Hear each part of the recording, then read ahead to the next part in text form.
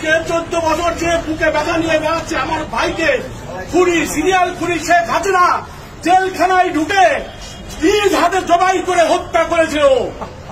সেই কথা বলতে পারিনি, আমার ভাইয়ের নাম উচ্চারণ করতে পারিনি। প্রেস ক্লাবকে সহ মুখে চোখে কালো কাপড় বেঁধে দেওয়া হয়েছিল।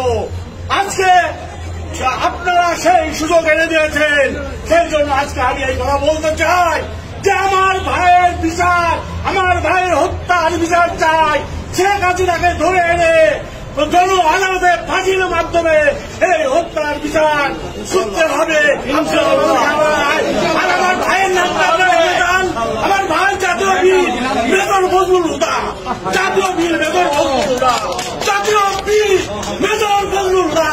গণমুক্তির মহান দিবস ঐতিহাসিক 15ই আগস্ট, গণমুক্তির মহান দিবস ঐতিহাসিক 5ই আগস্ট, 2টা আগস্ট আমরা পেয়েছি। লাল আগস্ট জিন্দাবাদ।